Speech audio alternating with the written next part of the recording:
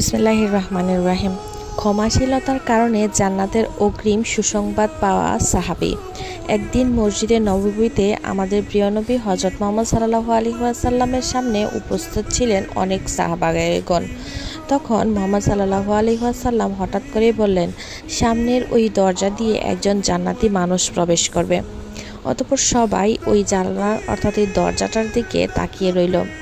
তখন সেই দরজা দিয়ে মদিনার একজন বৃদ্ধ সাহাবী প্রবেশ করল। তার দাড়ি থেকে সদ্যকৃত ওজর পানির ফোঁটা ঝরে পড়ছিল।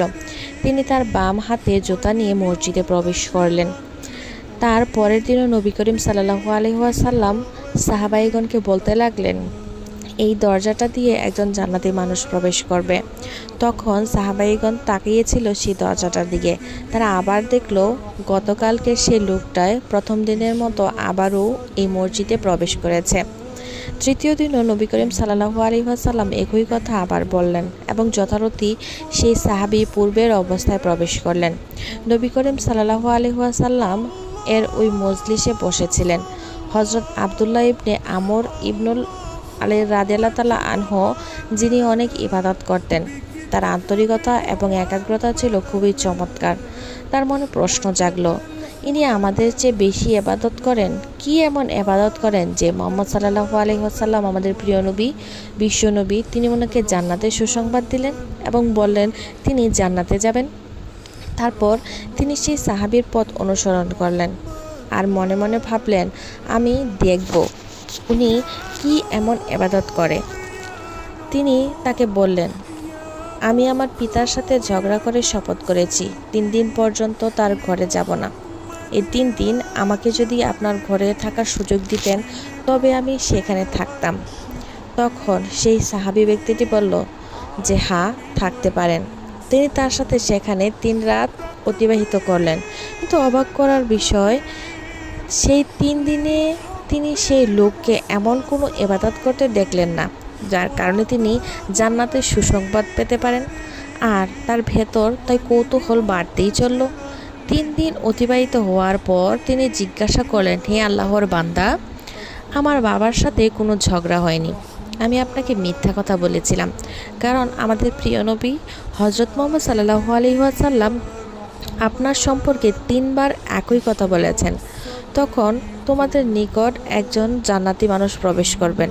উক্ত 3 বারে আপনি সেই দরজা দিয়ে মসজিদে প্রবেশ করেছেন। তাই আমার ইচ্ছা হয়েছিল আপনি কি এমন আমল করেন তা আপনার নিকট থেকে দেখতে এবং জানতে, যাতে আমিও তা করতে পারি। আপনাকে এমন কোন আমল করতে দেখিনি, তাহলে কোন আপনাকে সেই মর্যাদায় উপনীত করেছে? রাসূলুল্লাহ সাল্লাল্লাহু আলাইহি ওয়াসাল্লাম যে বললেন। তিনি জবাবে তখন বলতে লাগলেন, আমার আমল বলতে এই এতটুকুই যে আপনি দেখেছেন। তবে আমি আমার অন্তরে কোনো মুসলমানদের প্রতি ঘৃণা পোষণ করে রাখি না। আল্লাহ তাআলা কাউকে কোনো নেয়ামত দান করলে সেজন্য তার প্রতি হিংসা হয় না, বরং আমি খুব খুশি হই এবং রাতের বেলা ঘুমানোর আগে আমি সবাইকে ক্ষমা করে দিই যারা আমার সাথে অন্যায় করেছে, আমাকে অপবাদ দিয়েছে, আমার সাথে খারাপ আচরণ করেছে। আমি প্রতি রাতে ঘুমানোর আগে তাদের সবাইকে ক্ষমা করে দিই। তারপর হযরত আব্দুল্লাহ ইবনে আমর রাদিয়াল্লাহু তাআলা আনহু বললেন, এই যে আপনার অন্তর আল্লাহ পরিষ্কার করে দিয়েছেন, এজন্যই আপনার জন্য জান্নাতের সুসংবাদ রয়েছে। তাহাজ্জুদ আর নফল নয়, মূল কারণ হলো অন্তরকে পরিষ্কার রাখা এবং সাফ রাখা, আল্লাহর প্রতি বিশ্বাস রাখা এবং সম্পূর্ণ ঈমান আনা, আল্লাহর নির্দেশিত পথে সুন্দরভাবে জীবনযাপন করা, অন্যের প্রতি অহংকার না করা এবং নিজের যতটুকু আছে ততটুকুই খুশি থাকা, এবং মানুষ আপনাকে অপমান করলে, আপনাকে হেয় প্রতিপন্ন করলে, আপনাকে ছোট করলে কখনোই আপনি সেটা অন্তরে নেবেন না। মনে রাখবেন, একজন মানুষ আপনার ততটুকুই ক্ষতি করতে পারবে যতটুকু আপনার রব চাইবে। তাই আপনার রবের ইচ্ছার বাইরে কোনো মানুষ যদি চায় আপনার অনেক বেশি ক্ষতি করতে, কখনোই সেটা আপনার ক্ষতি করতে পারবে না। এই ঘটনাটা মুসনাদে বাজ্জার হাদিস নাম্বার 1918 এবং আল-বিদায়া ওয়ান নিহায় আছে এবং অন্যান্য হাদিস গ্রন্থেও আছে। আপনারা যারা চান তারা সেটার প্রমাণও খুঁজে নিতে পারবেন। অন্তরকে পবিত্র রাখা এবং হিংসা থেকে মুক্ত রাখা হচ্ছে এমন একটি গুণ যা মানুষকে দুনিয়া এবং আখিরাতে সফল এবং সম্মানিত করে তুলবে। কারণ মানুষের অন্তর হলো ঈমান, ইখলাস ও তাকওয়ার স্থল। কোনো খাঁটি মুমিনের অন্তরে ঈমান ও তাকওয়া এবং হিংসা বিদ্বেষ কখনোই একত্র হতে পারে না। আল্লাহ তাআলা আমাদের সবাইকে খাঁটি মুত্তাকি হওয়ার তৌফিক দান করুক। মনে রাখবেন, যার হৃদয়ে তিল পরিমাণ অর্থাৎ যারা পরিমাণ হিংসা অহংকার থাকবে, সে ব্যক্তি কোনোদিনই জান্নাতে প্রবেশ করতে পারবে না।